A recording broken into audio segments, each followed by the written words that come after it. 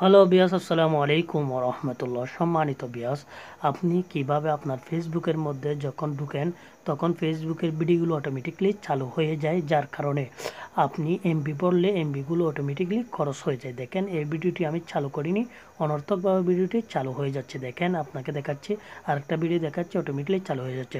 তো এগুলো বন্ধ করার জন্য আপনাকে ডান কর্নারের উপরে 3 ডট মেনু রয়েছে, ওই যে প্রোফাইল, ওইখানে ক্লিক করবেন।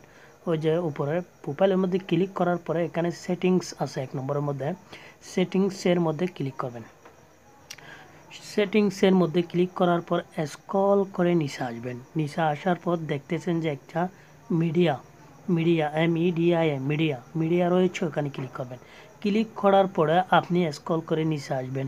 নিচে আসার পরে আপনি যে আপনাকে আমি দেখাচ্ছি নেবার অটো প্লে ভিডিওস, এই নেবার অটো প্লে ভিডিওসের মধ্যে আপনি ক্লিক করবেন। ক্লিক করার সাথে সাথে আপনার ফেসবুকের মধ্যে আর অটোমেটিকলি ভিডিওগুলো অটো চালু হবে না, অটো চলবে না, যার কারণে আপনার সমস্ত এমবিগুলো বেঁচে থাকবে, আপনার টাকা কম রিচার্জ করতে হবে। তো সম্মানিত বিয়াস, আমি আপনাকে আবার দেখাই সেই ভিডিও মাধ্যমে। সেই ভিডিওতে গেলাম ফেসবুকের মধ্যে, সেটা আর অটোমেটিকলি চালু হচ্ছে না। দেখেন, আগে চালু হতো, এখন অটোমেটিকলি কি হচ্ছে না, চালু হচ্ছে না। তো সম্মানিত ভিডিওটি ভালো লাগলে সাবস্ক্রাইব করে পাশে থাকবেন। ধন্যবাদ।